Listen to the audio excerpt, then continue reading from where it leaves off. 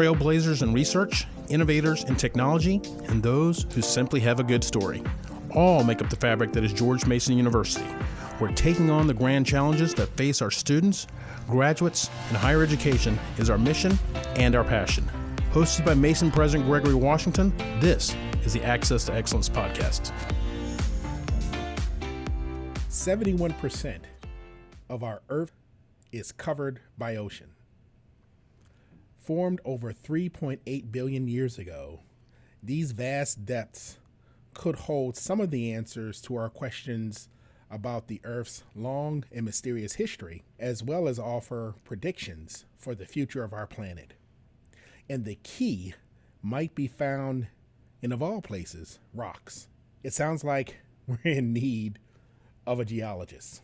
Geoffrey Gilleaudeau is an associate professor in the Department of Atmospheric, Oceanic, and Earth Sciences department in the College of Science. He specializes in the physical and chemical characteristics of sedimentary rocks. His research focuses on the evolution of ocean atmosphere chemistry and its effect on biological development throughout Earth's history.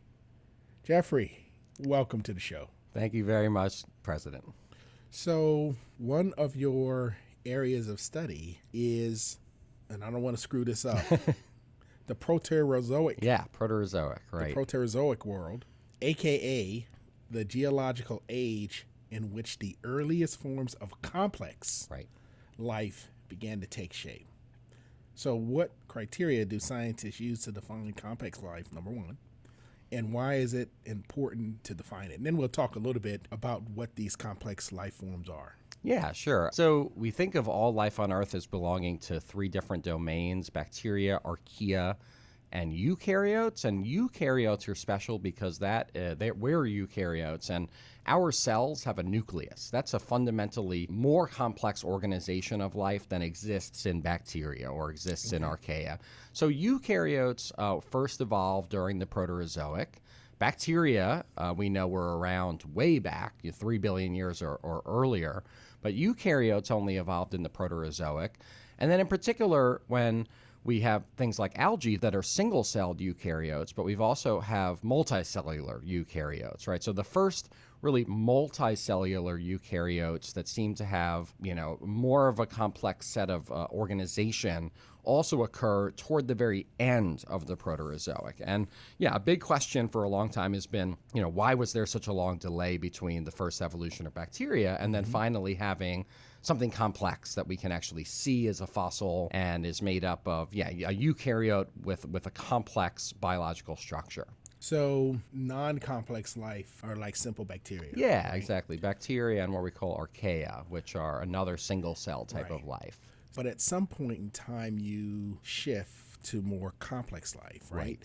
Okay, so give me the understanding of where those lines occur and how does it relate to what many of us would call complex life? Yeah, great question. So the first time that we see evidence in the fossil record of a eukaryote, an organism that has a nucleus, is around 1.7 billion years ago, which is kind of a arbitrary number, but as I said, the Earth is 4.5 billion years old, so that's already more than halfway through Earth history before we see the first eukaryote, an organism with a nucleus, right? And then we see various kinds of, sometimes multicellular, but still simple eukaryotes for the next billion years or so, and it's not until really the final 10% of our planet's history that we start to see fossils of things that we would recognize, like an animal. And it's only around 500 or 600 million years ago that we start to see fossils of things that we recognize as animal phyla, right? Wait, is this post-dinosaur or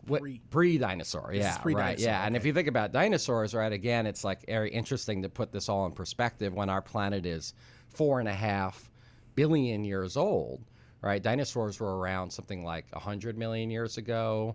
up to 66 million years ago. So that's only occurring in like the last 1%, of our planet's history, are those things that we sort of recognize and learn about when we're kids. Even, the most simple thing like a jellyfish or a sponge is only really showing up in our fossil record in kind of the last 10% of our planet's history. That's amazing. Yeah. So for that 90%, it Yeah. was all simple life or no life? Yeah, I mean, so that's really interesting because the oldest rocks we have on Earth that go back 3.8 billion years already have evidence for life in them. So we think that simple life like bacteria evolved very early in our planet's history, probably more than 4 billion years ago when the Earth was very young. So life has been around the whole time, and we have evidence for, ubiquitous bacteria and simple life through Earth history. But it's not that we get something that we would recognize as an animal. That comes very late. And so why did it take so long? Yeah, that's been a question that, like, when I was an undergrad, really motivated me. I learned about that in a paleobiology class. It really struck my interest, and I've really dedicated a lot of my career to trying to understand that. One of the big things that I study is oxygen, right? One of the things that we know is that bacteria can do their metabolism based on many other chemical compounds, and they don't necessarily need oxygen, right? But we know that us, as complex life, we need to breathe. And we also know that the process that we do called aerobic respiration, where we use oxygen in our metabolism, is the most energetically efficient metabolism, and it's probably required to have any type of complex life. So a lot of my research has been in looking at the levels of oxygen in the ocean and atmosphere over the course of Earth history. So yeah, one idea is that oxygen levels remained quite low through most of our planet's history and only rose to sufficient levels at a later time. We've been investigating that, and we're finding that it's not quite that simple, actually. And there are many other things about the Earth's biogeochemistry that really matter, like nutrient levels in the oceans. For example, we have evidence that things like phosphorus, which all life needs, was at very low levels in the oceans for much of our planet's history. And other nutrients like nitrate may have been important. Another thing that's really important is actually how our planet behaves as far as the plate tectonics and its physical structure. It's actually interesting that we're learning more and more that we may not think that having mountains really matters for life, but mountains are really, really important, and having active and vigorous plate tectonics, which constantly creates new mountains and exposes new rocks to weathering, putting nutrients into the ocean, is really, really important. And we're actually finding that there are linkages between times of really intense plate tectonics and weathering that are linked to some of these early forms of complex life. So it's a complicated picture, but it's the Earth is sort of working in tandem. And what I'm really interested in is like kind of the biogeochemical feedbacks that have led us to this point. So I think oxygen, it plays a big role, but also tectonics and nutrients for sure. So one of your areas of study is this torsion, Oceanic Exonic Event, or T-OAE. Right. Okay. Explain what the T-OAE is. Is that how it's pronounced, T-OAE? Yeah, the TOAE, exactly. The TOAE, yeah. Mhm. Okay. Yeah, I mean, this is now moving forward a little bit in our planet's history, actually to the time that you mentioned of the dinosaurs, around 180 million years ago or so. And during this time, something happened where we already had a lot of oxygen in the oceans and atmosphere at that time. Complex life was really vibrant on Earth. But there was a short-term event where we had something called a large igneous province. And basically what that means is that volcanoes kind of went crazy for a little while. And we had a lot of input of volcanoes, a lot of volcanic eruptions over a relatively short amount of time. And what that did is it put a lot of carbon into the atmosphere. It put a lot of CO2 into the atmosphere. And it caused the cascade of effects where what that did was enhance the weather and hydrological cycle, which then ultimately led to warmer conditions, more rainfall, which then led to intense weathering of the rocks on land, which then led to a lot of nutrients going into the ocean. And when that happens, it can have a detrimental effect on the oceans, where basically those nutrients cause like harmful algal blooms, and algae will will produce, lots of organic matter, and when that sinks down, it uses up the oxygen. So what happens? Yeah, so it chokes everything out, and basically what happened at that time is what you said. It caused an oceanic anoxic event, or a loss of oxygen from the oceans.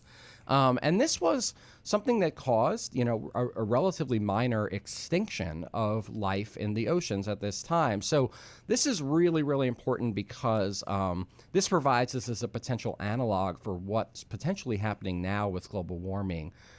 We have a very clear signal from the geological record that times when lots of carbon is put out into the atmosphere relatively rapidly, that can have very detrimental effects on the oceans. This is actually quite fascinating. So you basically studying the history of the early formation of Earth. Yeah, absolutely, absolutely. Right? Mm-hmm. I mean, I think that's one good way, right, to kind of look at it. And in learning that history of how it formed, you also run into an understanding of the kinds of things that could cause it to decay.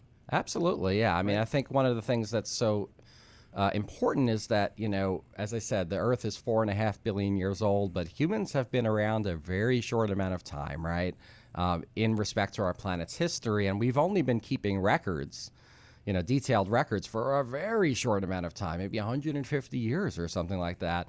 So, we don't really have a great understanding based on direct observations of basic things about how our planet works on longer timescales. We haven't been around to see it. So we need to look at the record of the past to have a fundamental understanding of how has the Earth responded to climate change in the past? What's going to happen in the future? Because we need to look to the past to get that information that's going to make a basic prediction about what the next century is going to look like. Well, and this is a hypothetical. There was a time when the planet was a much less hospitable place. Yeah. Right? Absolutely.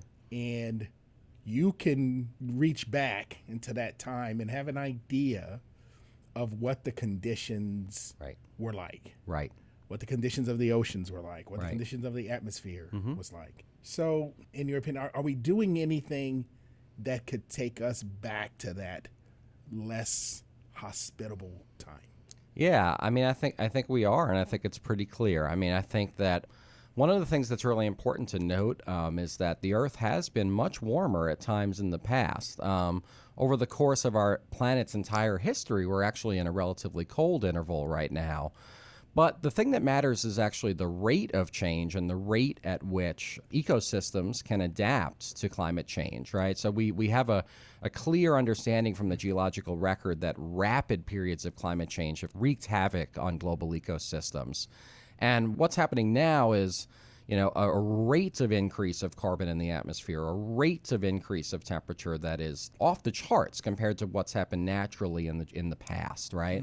So we're seeing lots of different detrimental effects already occurring, focused on ocean oxygen levels. We're already seeing a decrease. I've heard about dead spots, right? Exactly, yeah. Where there's just a lack of oxygen. Right, and one of the big things that we have here locally is that's happening in the Chesapeake Bay, for example. And that's related to, the same thing that volcanoes did 180 million years ago is kind of happening again today. And one of the other things that's happening is because of the way that humans are using the land surface, we're using a lot of artificial fertilizers and things like that. We're clear-cutting forests, and that's causing more nutrients to run off into the oceans and causing these dead sites, algal blooms, dead zones. So we've got increasing levels of a lack of oxygen in the Chesapeake Bay every summer. It's getting worse and worse. Just from a simplistic perspective, if the algal blooms are taking away the oxygen and causing the dead zone, as you see them start to bloom, why not just go in, eradicate the bloom, right? Just get rid of it, develop systems to capture that, and then go release it somewhere else or process it. Maybe there's something useful that you can pull out of that life form. Right? Yeah, absolutely. I mean, there's a lot of very interesting and important research being done on those types of sort of what we would call geoengineering type strategies, where we would, find artificial ways to cause the oceans to absorb more carbon, or try and change the ecosystem balance of the oceans in our favor. The problem with that is that, the ocean is a really, really complex thing. And we, up until today, don't really have a good understanding of what some of the detrimental, maybe unintended consequences or side effects of some of those proposals would be, right? Wait, so you're saying, okay, you go in and you destroy the algal bloom. Right. And you get an outcome that's worse. Exactly. Yeah. Right. Now, some of these oceans have recovered from these dead zones, right? Right. And so that's another thing. How do the oceans naturally recover from dead zones? Yeah, I mean, what we're finding is that really it's humans changing the way that we use the land, and there are other parts of the Chesapeake Bay that have really improved in recent years, and there are other areas that dead zones are getting better, and that has come about because people have put policies in place to really limit the amount of nutrients that are running off into those areas. Yeah. So they've been, really success stories of positive policies that have been put into place to figuring out what the cause is and then trying to mitigate that negative thing. Probably about, I want to say maybe 9 months ago, I took an extensive trip through the Anacostia. Oh, cool. And, just environmental excursions. Yeah, fun. What they call it.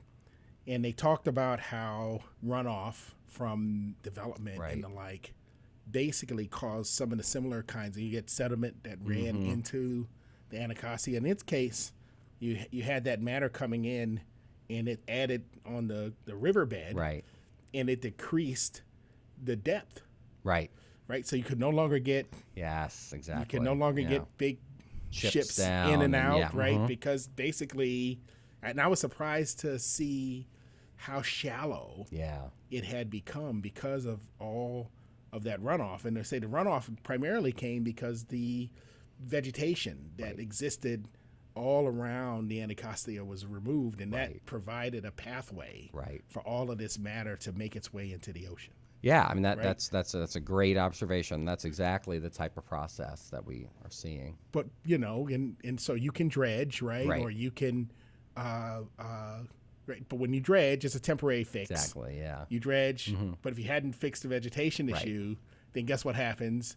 Over time, it just runs back in, and and it starts to fill itself back up, right? But if you replant, you can slow that process. Exactly, so then you dredge, then you replant, and that replanting slows that process down. And then they put certain wildlife, I think clams or mussels, I can't remember which ones, that actually have the effect of cleaning the impurities out of the water. Right. Yeah, absolutely. And now you can actually now swim in it again. Right. And things like that have been a huge success stories. Absolutely. And so my philosophy is, so you've seen some things work, right? To me, that's kind of the benefit of the work in which we do here. Absolutely. Right? We get an understanding, you understand the solutions, and then you say, okay, we can argue about the political ramifications of what causes this or that, or we can develop pathways to fixing it. Because in the end, everybody wants clean water. Right. People want to swim in the Anacostia, some folk drinking the Anacostia water, people want to do those kind of things. And in order to do that, the water's got to be clean. Yeah, right? I agree. And so how do you take what you do, the knowledge that you've been able to gain, and extend it to problems like that, right? Because you're basically gaining an understanding of what causes the development of life and what can cause its erosion. Yeah, definitely. Right? And so somewhere in that pathway, if we're moving in the wrong direction, right? You're not moving towards development fast enough, or we're moving towards deterioration, putting in place mechanisms to thwart it and send it the other direction, to me, seemed to be incredibly helpful. What are your thoughts about that? No, I think that's all really, really interesting. And I think that the story about the Anacostia is really powerful because, that was us being able to enact positive change through actually scientific research and actually getting clear scientific understanding of what is causing this issue in the watershed, right? And then how can we actually have sort of practical solutions, right? So I think that, In my view, right, in what I do, thinking about things from millions of years ago, right, it's also important for us to think about the recovery of these time periods where there were, negative impacts on life or extinctions or things like that. What happened during the recovery? That, for example, we had a major mass extinction, or the biggest mass extinction in Earth history that happened about 252 million years ago, also because of these volcanic eruptions. But the oceans remained toxic for millions of years afterwards, and there were a sort of series of feedbacks that we're working to try and understand why it took so long for the ecosystems to recover.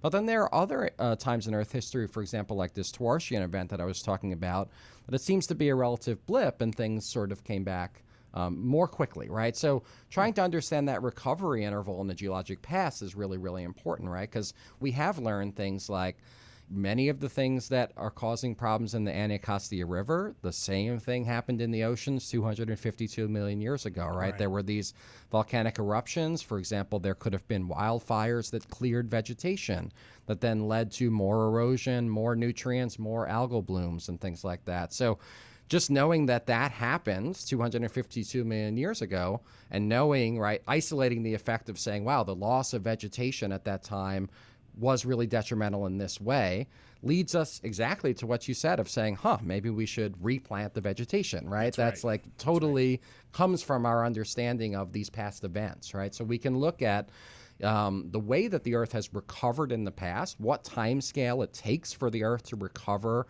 from carbon emissions and things like that, to understand, like, what are the pathways that the Earth kind of needs for that type of recovery.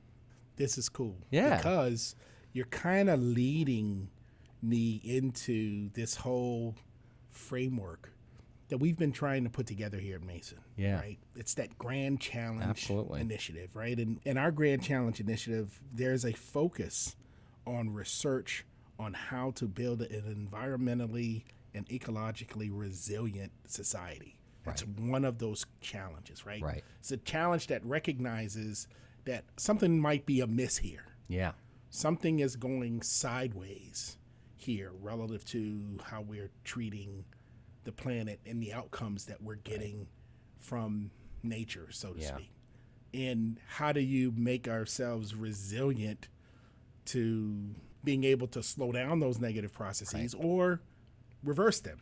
In areas like yours and the work that you're doing is actually critical to that. I personally believe that we are at an inflection point where we have to start developing solutions and we have to start developing them fast.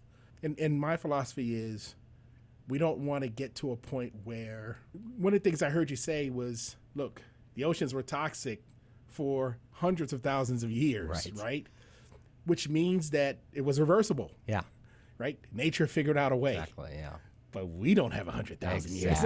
Well, exactly. You get what I'm saying? That's exactly right. And so from our vantage point as humans on the planet, reversibility has to have a much shorter time scale. You get what I mean? Yes. And if our intervention caused it to go more rapidly in negative, maybe our intervention can cause it to go back in the other direction.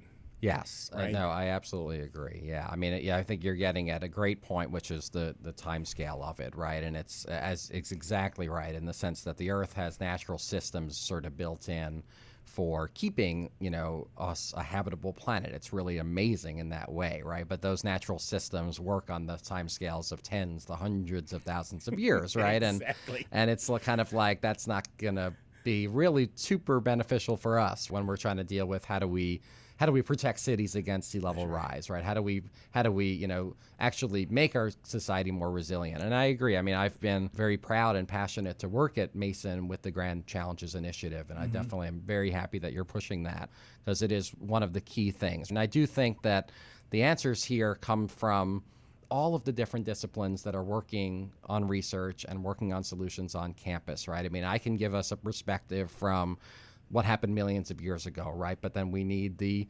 engineering school to right come up with certain ideas of, what are the exact interventions that we can build that will do this, right? We need the environmental science program. We need even the economics program to try and understand what's the cost of this, right? So I feel like recognizing that there's an issue and that there's a role for science to play in coming up with the practical solutions, I think that's something that Mason does a really good job of. Outstanding. Right now, we are still in our respective silos. Yeah. Not too long ago, sitting in the seat in which you're sitting in now, I had a young faculty member like yourself, who had developed a way of using spent coffee grounds, figured out a way to magnetize these, and change their polarity such that you can throw out large quantities of this out into the ocean where there's an oil spill. It would bind itself to oil, and then you use a magnet framework to pull up the coffee grounds with oil attached to it. Right. You collect them, you wash them, and then you repeat the whole process by throwing the grounds out again, right?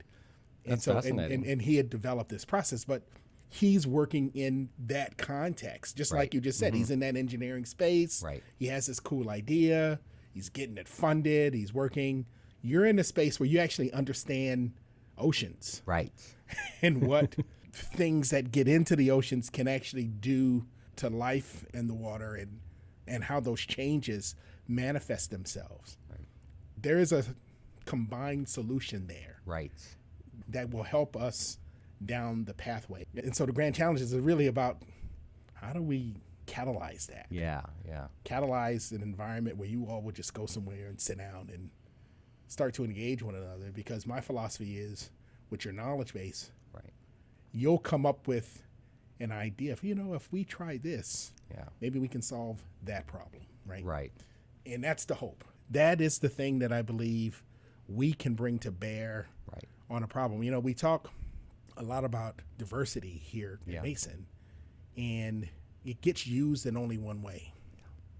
People forget that we have people here who see physical phenomena very, very differently in terms of what's happening in our, there's a diversity of thought there. Right. That if you take somebody who's on this side, you take someone who's on this other side here, who are both looking literally at the same mass. Yeah.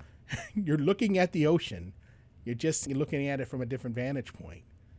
I wonder if bringing those entities together somehow can create solutions that actually have the possibility of saving the planet. Advancing the planet. I think that's a very inspiring perspective, because again, of course, we're in the age that diversity gets a negative connotation, but I think that as a university, we're sort of living proof that it's not just about diversity of political ideology or diversity of race or ethnicity, right? It is about diversity of knowledge, about diversity of expertise. It's about diversity of perspective, right? And background and experience, right? And like, that's what makes a university great, I think, is having that diversity of perspective, experience, knowledge, regardless of whims of politics, right, that are sort of leading us to being a unique kind of place that ideas can come together, right, and solutions can come together. And I like, again, the perspective of, right, this coffee grounds idea, right? I mean, you would hope that that's not going to be a controversial or politically touchy subject, right? That seems like a very common sense solution. I think things like that are a way of building consensus where you can get everybody on the same page that don't necessarily get people riled up about certain political affiliations and things like that. That's exactly right. Well, I believe that's a big part of academia's prospect of solutions to the planet. Right. We can bring that to the fold. Yeah. And we can do it in ways in which other places can't. Right. So you clearly have a passion for talking about Earth's history and the uniqueness of our planet. Yeah. So talk to me how you are engaging our students with that. The classroom is one thing, right, but beyond that. Yeah, it's a great question. As you said, I'm very passionate about sharing kind of the wonders and incredible uniqueness of our planet with students and with the general public. You know, I bring that to the classroom. I've taught many sections of introductory historical geology where I'm, you know, in front of 150 freshmen where 95% of them are computer science majors, right?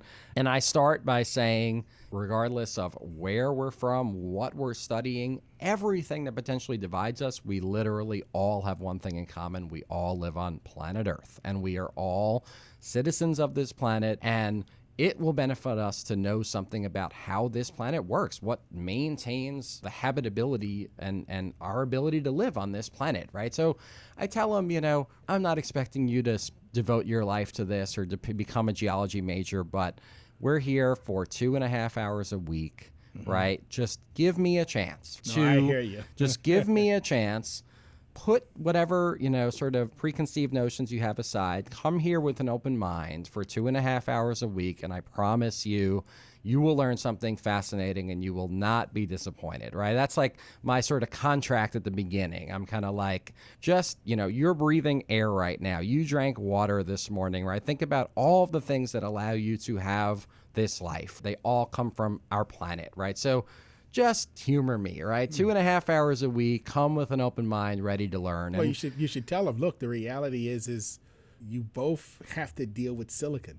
Yeah. For you, it's sand. Right. For them, it's chips. Yeah, exactly. Right. Right? Yeah, of course. There's all those connections too, right? And yeah, and it's like, so I do, you know, of course I do that, and I'm teaching an upper level course about sort of reading sedimentary rocks and the history that they can tell us about our planet. But I'm involved in a lot of other outreach activities. I'm working with local high schools.